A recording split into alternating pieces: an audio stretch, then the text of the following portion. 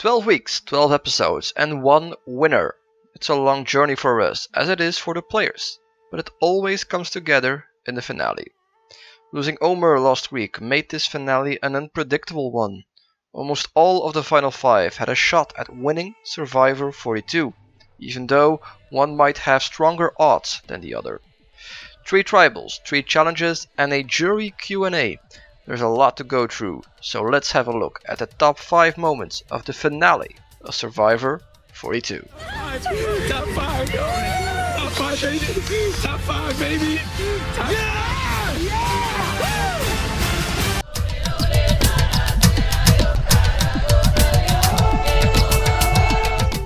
Just for good measure, Survivor added one more advantage to the advantage rap sheet for Survivor 42. The urge to do so is just too strong, although this is not the most invasive one. Like Survivor 41, the final 5 has to start over on a new island.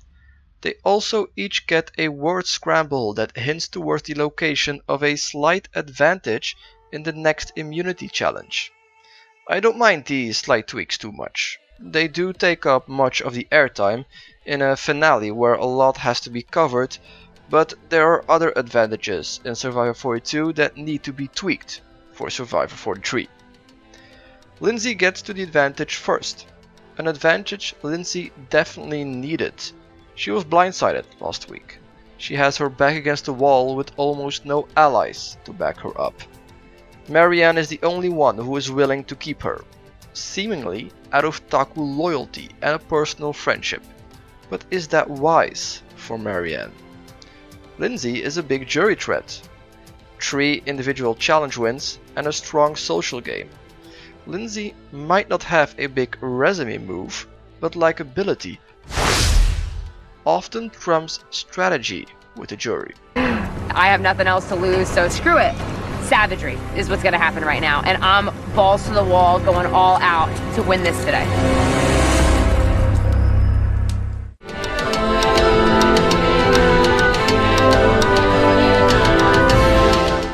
The advantage to no avail. Lindsay loses the challenge by 1 puzzle piece. Mike picks up a late game challenge win, and he has a lot of power here at the final 5. Not only is he safe, but he still has his immunity idol which he can use on whoever he chooses. He promises everyone except Romeo he would use the idol on them, while keeping his real intentions close to his chest. Does he vote off an ally in Jonathan, or a jury threat in Lindsay that would target him even if given the opportunity? The choice seems obvious. Tribal is Mike's opportunity to take center stage and make a power move in front of the jury. Mike decides to use his idol on Marianne, giving Marianne a very interesting dilemma. She still has her idol that nobody knows of, once again proving an idol is at its strongest when nobody but the owner knows about it. Marianne could use her idol on Lindsay, taking out Jonathan and blindsiding Mike. It would be a massive power move, putting Marianne in a golden spot to reach final 3. However, she would be keeping a jury threat in Lindsay. Although the more entertaining move, Marianne risked losing to Lindsay in the final 3. In the end, the jury threat in Lindsay is too great for Marianne to risk it. By a vote of 4-1, Lindsay ends up in 5th place. Lindsay didn't have the biggest presence this season. She only got more airtime towards the end of the season. That doesn't mean she played a bad game, just a boring one. She played a similar game to that of Erica, who won Survivor 41. She was strong in challenges, being the only one that could keep up with Jonathan. She also had a strong social game, never really being a target for the majority of the game. She lacked a resume move, but considering how disappointed the jury were when she was voted out, that might not even have mattered. Not playing her idol on Omar at final 6 is her big mistake. When it mattered, she held back, and it cost her the game. Lindsay, the tribe has spoken.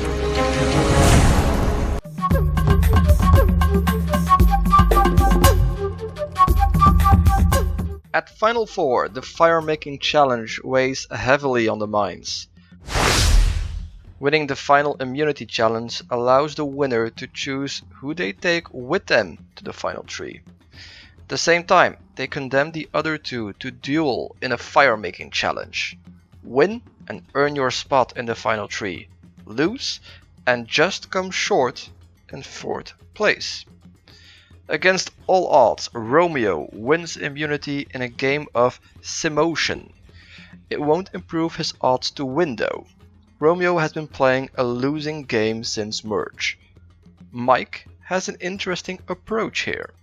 He concedes to making fire, but tries to push Romeo to force Marianne to make fire against him. He knows he has a better shot against Marianne than Jonathan. Marianne is also a bigger threat at Final 3 than Jonathan. This is Romeo's only shot at making a power move. He could pick Jonathan and deny him a chance to show off in front of the jury. At the same time, he could take out a jury threat in Marianne. Ultimately, Romeo chooses Marianne, condemning himself to finishing 3rd. In a massive showdown between Mike and Jonathan, Fireman Mike wins and ends Jonathan's game at Final 4.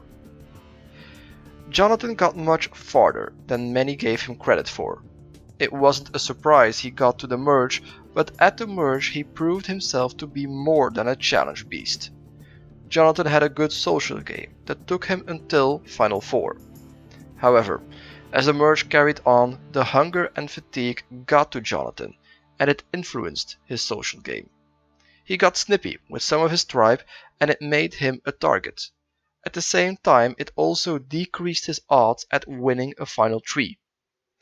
Nevertheless, Jonathan gave new hope for the Aussie archetype.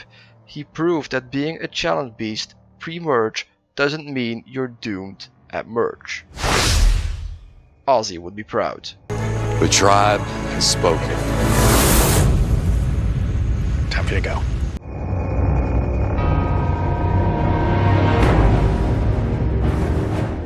Our final 3 is Marianne, Mike and Romeo. Romeo is dead in the water at this point, and to be honest he has been since merge. For Mike and Marianne, everything is still up for grabs. Mike has played a strong social game all season long based on honesty and integrity. Marianne had a strong finish since Final 6, but didn't have much agency before that. The jury has to decide which game they value the most. Mike's jury performance reminded me of Coach during Survivor South Pacific. Coach played a strong dominant game based on honesty and integrity like Mike. Coach couldn't own the lies and deceit he did along the way, costing him the victory. Mike was in the same spot, although he did read the room eventually, acknowledging his game. Nevertheless, Mike lost some votes here. Marianne, on the other hand, came well prepared. She explained her game well and revealed her idol, which got a big reaction out of the jury. Even though not using an idol is not all that impressive, it is very flashy. That, combined with her late game moves, fresh in the memory of the jury, made for a good jury performance. It's not always the mighty elephant or the powerful lion that's gonna win. Sometimes it's the honeybee which causes prosperity and agriculture across the world, or even the cockroach who survives this apocalyptic game that we've had in season 42.